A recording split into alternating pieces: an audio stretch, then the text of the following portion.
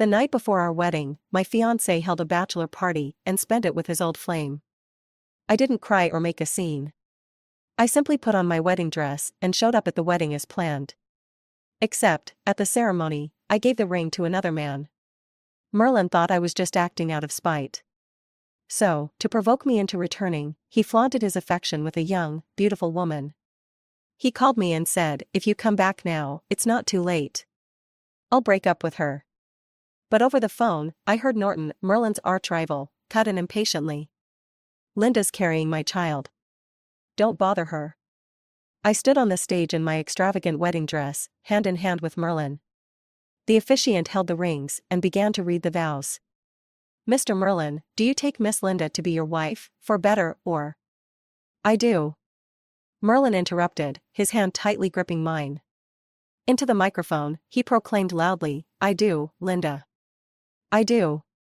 The audience applauded, but he hadn't noticed that his excitement had rubbed the makeup off his collar, revealing a clear red mark on his neck. I forced a small smile and said nothing. Then the officiant turned to me. "Miss Linda, do you take Mr. Merlin to be your husband, for better or?" "I don't," I cut in, stopping him mid-sentence. Merlin looked at me, confused. "Linda, what are you saying?" I said, "I don't." "Stop fooling around," he hissed as murmurs spread among the crowd. His expression darkened, and he slipped the ring onto my finger without waiting. He held out his hand to me, signaling me to put the ring on him as well. "Let's get this over with. Isn't this what you've been waiting for?"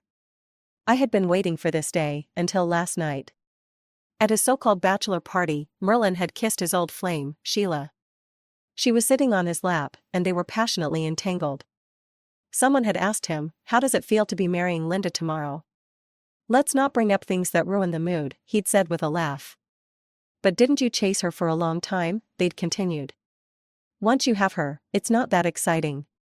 I'm a bit over it. But she wants to get married, so whatever." Later, Merlin had even taken Sheila to a hotel next door. The moment I saw the video someone sent me, all my anticipation and happiness turned to anguish, swallowing me whole. I trembled, feeling sick to my core, retching until I was drained and nearly fainted. But I didn't confront Merlin. At dawn, I still got up, put on my wedding dress, let the makeup artist doll me up, and made my way to the wedding looking my best. I wanted to stand in front of everyone and humiliate him. "So, did you have fun with Sheila last night?" I asked him. His face turned ashen. "I can explain last night, but can we at least finish the wedding first?" "No, we can't," I replied, meeting his gaze firmly. "We're done, Merlin. As of today, I have nothing to do with you." Merlin's face darkened further, and he gripped my hand tightly. "With a spectacle like this, do you think anyone will dare to marry you now?" I looked at him, seeing no love or joy in his eyes, only anger at his own humiliation. He wanted to go through with the wedding, not because he loved me, but to save face. I yanked my hand away. Well, what if I throw myself at someone else? My gaze drifted to the audience, landing on Norton, Merlin's lifelong enemy. When I slipped the ring onto Norton's hand, I was even more nervous than I'd been when I refused Merlin. My best friend Tess had once mentioned Norton in passing. Apparently, he wasn't interested in women and had dated men instead. I figured asking for his help was the best choice. Before he had a chance to react, I said, "I know you're not into women, but please, help me. Get me out of here." Norton stared at me for a long moment. Just when I thought he might turn me away, he asked abruptly, "You sure you won't regret it?" I thought he was asking about the broken engagement, so I shook my head firmly. "No regrets." "You said it," he replied, immediately taking my hand and leading me away with steady steps. His strong frame radiated reassurance. Behind us, Merlin shouted, "Norton, what the hell do you think you're doing?" Norton didn't even look back. "Handle it." "Yes, sir," his assistant replied, stepping forward. I got into Norton's car, my wedding dress filling up nearly the entire back seat. Away from the bustling crowd, sorrow crept over me. It wasn't Merlin I missed, it was the 5 years I'd devoted to him. I'd believed we'd have a happy ending, but all I'd gotten was this embarrassment. Tears started to fall uncontrollably. At that moment, the divider in the car went up, and Norton handed me a tissue. He didn't say anything to comfort me, only murmuring, "Welcome to reality." I cried harder. Once I'd cried myself out, I asked Norton to join me for a drink. He took me to his private wine cellar, where he simply kept me company in silence. At one point, Tess called me. I was already tipsy, so I put her on speaker. "You brat. You ran off with Norton in the middle of your wedding?" Tess laughed. "Finally, you've got someone good. Since you've already dragged him off, might as well make him yours tonight too. I bet Norton's quite the catch." I hiccuped, quickly ending the call. "Sorry, Norton, my friend was just talking nonsense," I said, wobbling to my feet. "Thank you for tonight. I should head back now." But I had overestimated my tolerance. As soon as I stood, I stumbled and fell right into Norton's arms. I'm not sure how things escalated from there. Norton kissed me suddenly, with an intensity that left me defenseless. My wedding dress ended up in shreds. I used what little strength I had left to push him away, finally catching my breath. He gazed at me, eyes full of possessiveness. "After putting a ring on my finger in front of everyone, are you regretting it now? Or are you still thinking about Merlin?" Even though I was dizzy, I shook my head instinctively. Merlin had died in my heart the night he'd slept with his old flame. "That's good," Norton said. My wedding dress fell away completely. "Wait." "No waiting." Norton wasn't the waiting type. He lifted me up effortlessly, and I clung to him as he moved toward me. We didn't even make it to the bedroom. I felt like a boat tossed by waves, drifting and surging. The rhythm became faster, pulling me along and thrashing me about, until I found myself at the crest of the waves. My toes curled, and I bit down on Norton's shoulder as the final wave crashed over us. The storm didn't subside for a long time. I almost lost consciousness. Norton let out a low hum, placing a kiss on my forehead, murmuring words I barely understood. It sounded like, "Linda, I've waited for this day a long time." But I wasn't sure. In that moment, between the soft fabric and the wine's fragrance, I felt like I was lost in a wild, dreamy haze. But soon, Norton's actions proved it wasn't a dream. All night, I was barely able to catch my breath. The next morning, I woke up sore all over. My phone was filled with missed calls and messages from Merlin. I didn't want to look at a single one. Norton had already left for work, but he'd thoughtfully arranged fresh clothes and breakfast for me. He even assigned a personal attendant to cater to my needs. But I didn't need any of it. After a failed relationship, I wasn't about to linger, nor did I intend to get entangled with Norton. I sent a message to my family to let them know I was safe, then headed straight from Norton's estate to the airport. Without a specific destination, I simply booked the next available flight. Right before boarding, I thought about it and decided to send Norton a message. "Thank you." Then I removed my domestic SIM card. And just like that, I spent over 2 months living abroad on my own. It wasn't until Tess's birthday was approaching that I finally booked a flight home. Tess organized an outdoor birthday party. Initially, only a few of us close friends showed up. To our surprise, Merlin showed up with his white moonlight, the one he could never get over. Tess was furious. "I didn't invite him. How shameless. I'm kicking him out." I stopped her. "It's okay, today's your birthday. No need to get upset over this. Just ignore him." But after a few drinks, a commotion suddenly broke out where Merlin was sitting. Staggering, he made his way over to me. "Linda, enough playing around. Come home with me." I stepped back, looking at him coolly. "Maybe you forgot, Merlin, we already broke up." "But I didn't agree to that," he said, staring at me. "So you're still my fiancé." A round of applause broke out behind him. Norton walked over. "First time I've heard you need the other person's permission to break up." Merlin's face darkened. "Norton, why do you keep meddling in things between me and Linda?" "What I do is none of your business," Norton replied, stepping closer and positioning himself between us. The heavy smell of alcohol vanished, replaced by a refreshing pine scent. "Ready to go?" he asked me. Without hesitation, I said, "Let's go."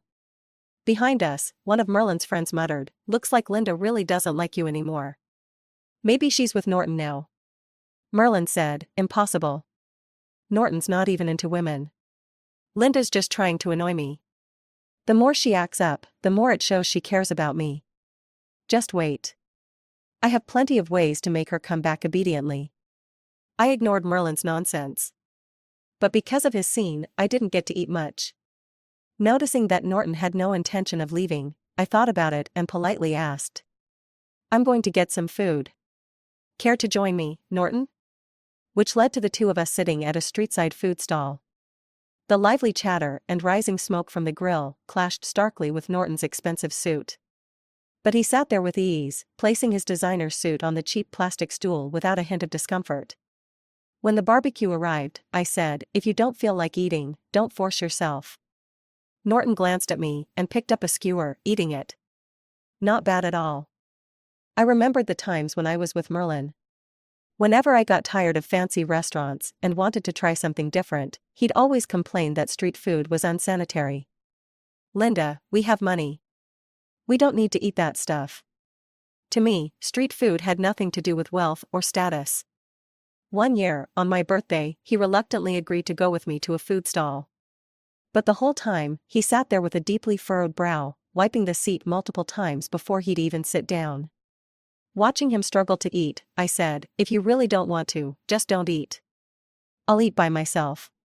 No worries, he said, if I said I'd join you, I'll eat with you. The next day, he ended up with food poisoning. As I took care of him, my eyes brimmed with guilt. Merlin didn't hold back either, constantly making remarks to blame me. I told you it was dirty, but you insisted on going. If it weren't for you, I wouldn't be in this state. Hopefully you'll learn your lesson and stop being so reckless. In that moment, my guilt reached its peak. From then on, I let him dictate my diet. I snapped back to the present. Most of the barbecue was gone. Seeing Norton reach for the last skewer, I quickly grabbed it from him and stuffed it in my mouth. If you ate that much, you're paying, I said. He replied easily, you slept with me, and ran off. Treating me to some barbecue isn't too much to ask. I was so shocked I started choking and coughed uncontrollably. Norton calmly handed me a bottle of water, his eyes full of teasing amusement. But the next day, Norton's assistant informed me that Norton's stomach issues had flared up, and he was in the hospital. Remembering Merlin's constant blaming, the first thing I did upon entering Norton's hospital room was apologize. I'm sorry. Norton, with an N4 in his hand, looked at me from the hospital bed. Why are you apologizing? I was the one eating, it had nothing to do with you. I'm an adult. I know what I'm doing and the consequences it might bring. He looked at me, a hint of helplessness in his eyes. I didn't want to ruin your fun. But I guess it backfired. If anyone should apologize, it's me. I was momentarily stunned. Thinking back to Merlin's words of reproach. Right. He was an adult too, fully aware that his harsh words would only make me feel worse. Yet he said them anyway, because he wanted to punish me, to make me fall in line. Just then, my phone vibrated. It was Owen, Merlin's best friend, who was fairly close to me too. Linda, Merlin's got a fever, and he's out of medicine. Could you bring some over and check on him? There was an echo in his voice, he must have put me on speaker. Merlin was probably listening. I said, tell the girl who was on top of him the night before our engagement to get him some. And by the way, Merlin and I are over. Didn't you know? So, stop asking me to take care of his issues. The sound of a teacup smashing came through the line. Merlin's voice, seething with anger, followed, Linda, my patience has limits. Take the hint and don't push it.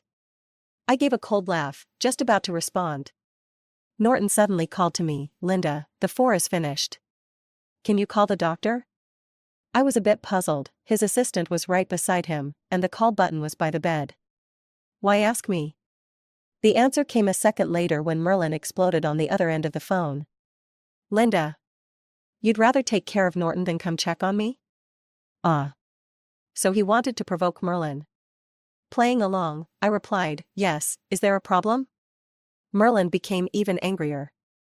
Don't think I can't live without you. I could find countless girls like you. Fed up with his nonsense, I hung up the phone. Meanwhile, Owen stared at the phone, now disconnected, feeling caught in the middle. Merlin, if you really want to win Linda back, you should try being a bit softer. The more you act like this, the less she'll want to come back. Besides, Owen swallowed, you were in the wrong here. You were about to get married and still went with Sheila. Merlin's expression darkened.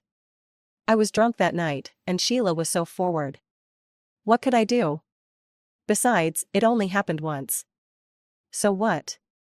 Who could resist their first love in that situation? I just made the same mistake every man makes. I still love Linda. Isn't that enough? What more does she want, for me to beg on my knees? Owen sighed in resignation.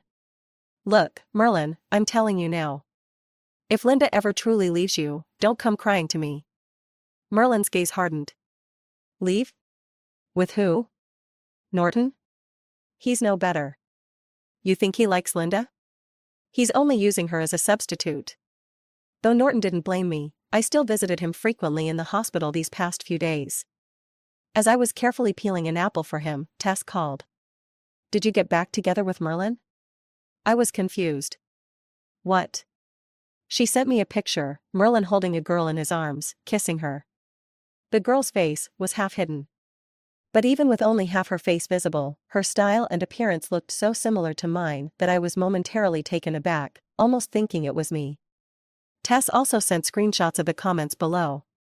Did you and Linda get back together? Guess you won the bet. Linda really came running back to you. Just goes to show Linda can't live without you. And Merlin had added his own vague comment, she'll only ever be mine. Without clarifying that it wasn't me in the picture, letting everyone believe otherwise on purpose. This woman isn't me. I replied to Tess, Merlin did this on purpose. He wants everyone to think that woman is me. Tess breathed a sigh of relief over the phone. That's good, I thought you'd made up with that jerk. I need to confess something. While you were traveling abroad, Norton came to me, asking for your whereabouts. He offered me a lot, so I told him where you were. But don't worry, that was just for Norton. If it were anyone else, no matter how much they offered, I wouldn't have said a word. Each time you moved to a new place, Norton would fly out to see you. Did you never run into him while you were abroad? I paused for a moment. I really hadn't seen Norton or had any idea about this. I looked up at him. He was standing quite close to me now. Tess was loud enough on the phone that Norton could hear every word she said clearly. I quickly told Tess we'd talk in person, then hung up. I did go see you, Norton explained, looking at me. But I didn't want to disturb you. I just wanted to make sure you were safe. In that moment, I felt a slight sting in my nose. It would be a lie to say I'd never felt lonely or scared while traveling alone in a foreign country. But now, knowing that someone had been there, keeping me company each time I arrived in a new place, it felt like the one gap in my journey had suddenly been filled. My heart, which had settled into a quiet rhythm, suddenly began to beat faster. One beat after another. Later, I talked to Merlin and asked him to explain clearly in the future that the person in his photos wasn't me. But Merlin said, first, I never said it was you. They guessed on their own, I can't control what they think. Second, I don't have the time to explain to everyone. And anyway, it's my freedom to decide if I explain or not. I narrowed my eyes. Merlin, don't push it. He said, Linda, just come back to me. That'll solve everything. I told you, we're already over. But you still keep checking my social media, don't you? Isn't that because you still care about me?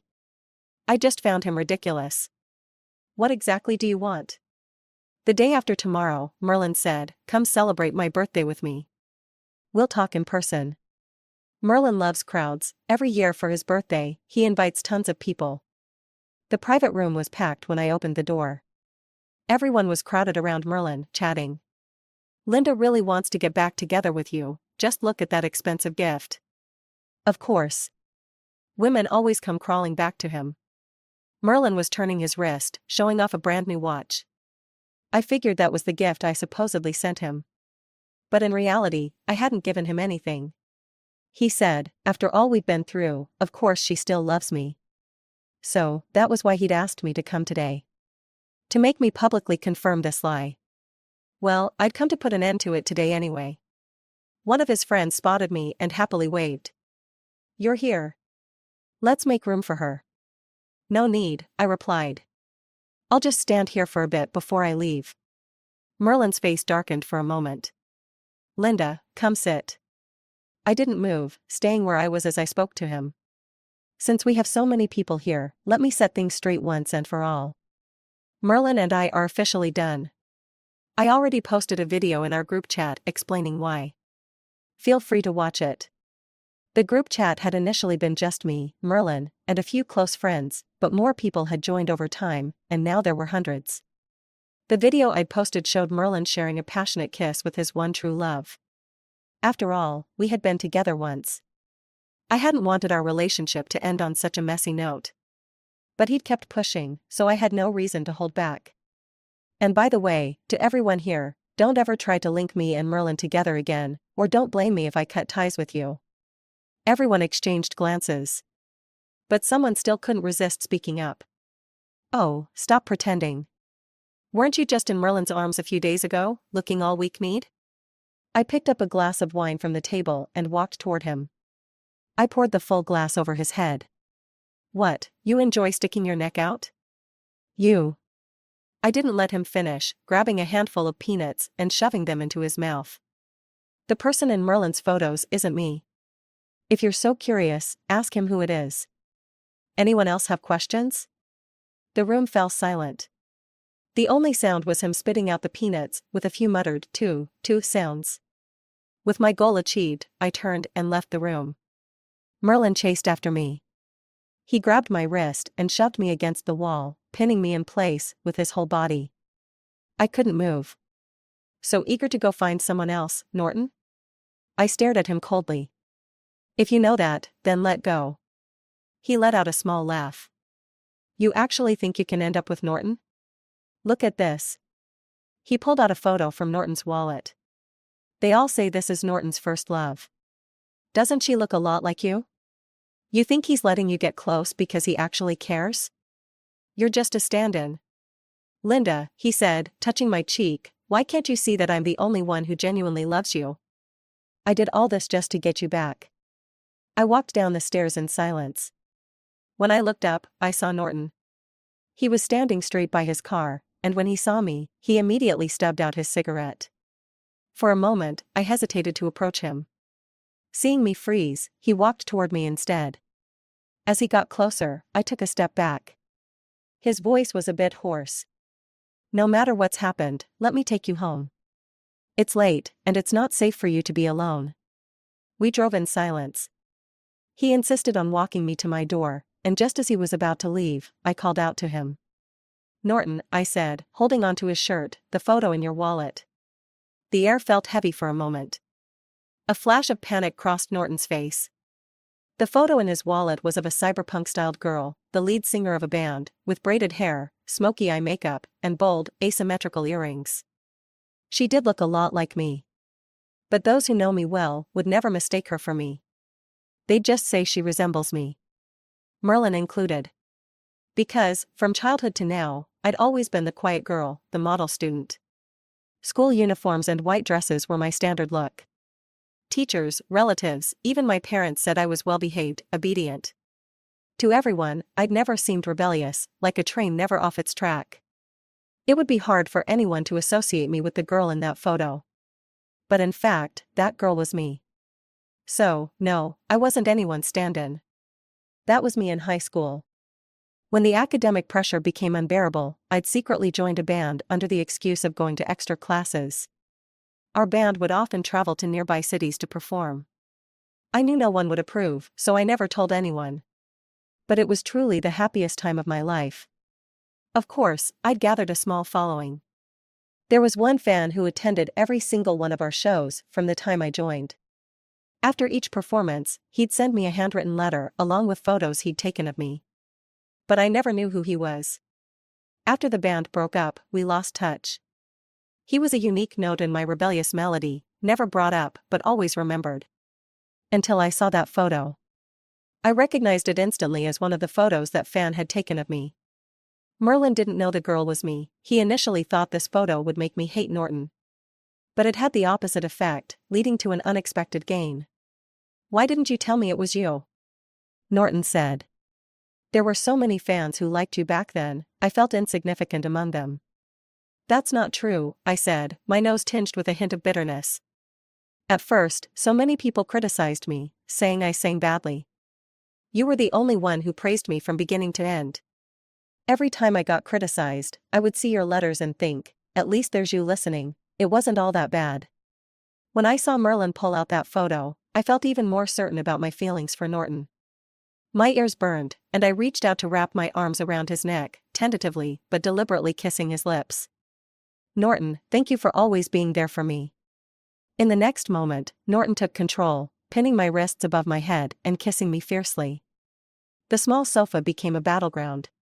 Clothes were scattered everywhere. His heated body completely enveloped me, repeatedly calling my name, Linda. The waves of passion surged and ebbed. A huge fish dove into the water, swimming slowly and teasingly for a long time. He was doing it on purpose. I bit my lip and grabbed his arm. Norton. He looked at me, a mischievous smile on his lips. What are you thinking? Just say it. With a flushed face, I leaned in close to his ear and whispered 3 words. Norton let out a low grunt, veins popping on his forehead. Linda, you're going to regret this. That night, when he picked me up directly from the sofa, I knew I had gone too far. On Valentine's Day, the bar was filled with lovey-dovey couples. Merlin wore a dark expression, drinking silently. He couldn't understand why Linda hadn't returned to him after finding out she was a substitute. At first, when he found that photo in Norton's wallet, he thought it was Linda. But he knew it wasn't. Linda had always been the good girl, there was no way she would join a band. He thought, if he could find a substitute for Linda, maybe Norton saw her as someone else's substitute too. So he told her about it, waiting for her to come back to him. On the first day, he was full of hope, waiting for Linda's call. But it never came. After a week, he realized he hadn't even made it off Linda's blacklist. He thought of forcing her to come back, so during this time, he intentionally dated various girls, flaunting their affection. Just to make her jealous. But now, a month had passed, and there was still no response from Linda. He had no idea what had gone wrong. Owen urged him, why not just call her and ask? Who the hell wants to make that call? Merlin insisted, too proud. I cared about her, and Norton's a jerk. You want me to call her and beg her to come back? If she doesn't want to come back, fine. When she realizes she's been tricked, she'll have something to cry about. But the next moment, he took out his phone and called Linda. Forget it. Considering how much she loved me before, I'll give her one last chance. When the call came, I had just returned from the hospital with Norton. My mind was still in a fog. The doctor's words echoed in my ears. How could you be so careless when you've been pregnant for a month? Thank goodness the baby is fine. But you have to be especially careful for the first 3 months, or you'll regret it later. I was pregnant. Coming back to my senses, I vented my frustration by hitting Norton's arm. It's all your fault. Norton, despite his happiness shining through his eyes, replied, yeah, it's all my fault. But when we got home, I was hit with nausea again, my face pale with discomfort. Norton was also feeling unwell, but other than being there for me, he couldn't do much. Just when he was getting anxious, Merlin called. Linda, it's not too late to come back. I can break up with her. He thought I would be jealous over his recent high-profile romance with a pure college girl. For some reason, hearing his voice made me feel even more nauseous. Before I could respond, my phone was snatched away. Norton, soothing my back, said, Linda's pregnant, I'm warning you not to bother her. Merlin froze on the other end of the line. After a moment, he kicked over a bottle on the table. You dare steal my woman. But the call had already disconnected, and by the time he called back, he had been blocked. Owen, startled, asked what happened. Merlin, with a vacant look, said, last night, Norton answered Linda's call, and he said Linda is pregnant. He must be lying, right? Owen hesitated to respond. Because he thought it was true. No, Merlin shook his head. It must be fake. Linda knows she's a substitute, with her pride, how could she be with Norton? She must still be deceiving me. She's doing this because she's unhappy with my recent actions. I should have listened to you. Yes, I should talk to her properly.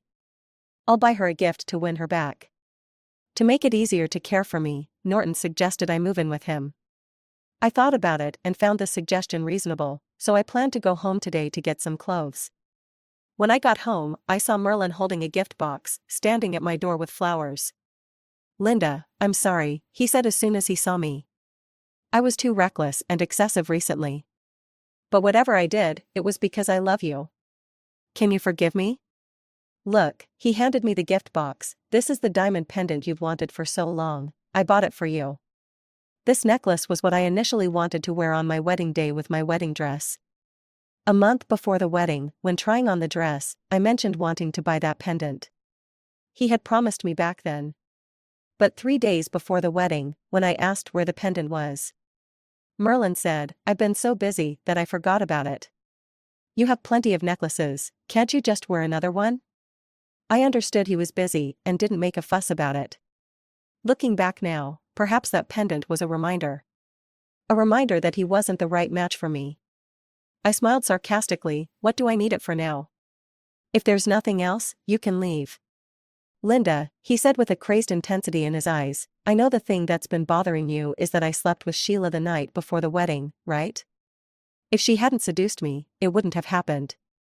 How about I have her apologize to you?" He dragged a silenced Sheila out from a side passage, grabbing her hair and slamming her head against the wall. Bang, bang, bang, several dull thuds echoed. "Will this make you feel better, Linda? Can you forgive me?" In that moment, Merlin seemed like a madman. I didn't dare make a move. While he wasn't paying attention, I texted the police and contacted Gus. Seeing me silent, Merlin suddenly slapped his own face twice. "I'm at fault too, I shouldn't have betrayed you. I'm sorry, Linda. Can you forgive me? Linda, come back to me." He stepped toward me. Instinctively, I covered my stomach and took a step back. That movement provoked him. He suddenly fixed his gaze on my belly. "Are you really pregnant with Norton's child? Didn't I tell you? He's just using you as a substitute. Why would you rather be someone else's substitute than reconcile with me?" He grew more agitated, his voice triggering the motion sensor lights. "But it's okay," he suddenly laughed, "we don't need this child, we'll have our own." I wanted to run. But his movements were even quicker. He locked my shoulders and pinned me against the wall. I couldn't move. "Don't move, just hold on a little longer. It won't hurt for long." He tightened his fist and swung it toward my stomach. At that moment, neither the police nor Norton could come to my rescue immediately. Despair washed over me, and I closed my eyes. There was a dull bang as something hit. The pain I anticipated never came. I opened my eyes to see Merlin with blood running down his forehead, his body gradually collapsing to the ground. Behind him was Sheila, wielding a fire extinguisher and hitting him. While Merlin was talking to me, Sheila had been trying to free herself from the ropes binding her. As Merlin's fist came toward my stomach, she finally broke free and picked up the fire extinguisher to help me. "Thank you," I said, almost exhausted, mustering the last of my strength to express my gratitude. "I owe you," Sheila said, placing the fire extinguisher aside and leaning against the wall to wait for the police. My nerves were still on edge. Then Norton appeared. At that moment, I didn't mean to cry, but tears started flowing without warning. Norton held me tightly in his arms. "It's okay, it's okay. I'm sorry, Linda, I came late." Merlin was taken away by the police and sentenced to prison. As for Sheila, Norton asked me how I wanted to handle her. I couldn't forgive her for what she had done in the past. But she did save me. "I don't want to owe her anything," I said. So Norton found Sheila and gave her 500,000. She accepted it gladly. Norton threw me a grand wedding. He handled almost everything in the lead up to the wedding. I just had to stay home and say yes or no. Later, I asked Norton why there were rumors at first that he liked men. Norton replied, "Too many people were curious about my romantic life, so the news was all mixed up. I never clarified anything, so naturally, they took it seriously." But, he kissed my lips, "Do you know which rumor I liked the most?" "What?" "They said the picture in my wallet was of my first love. You weren't back then, but now you are. Not a rumor, but truly his Linda. From then on, he would love her with all his might." And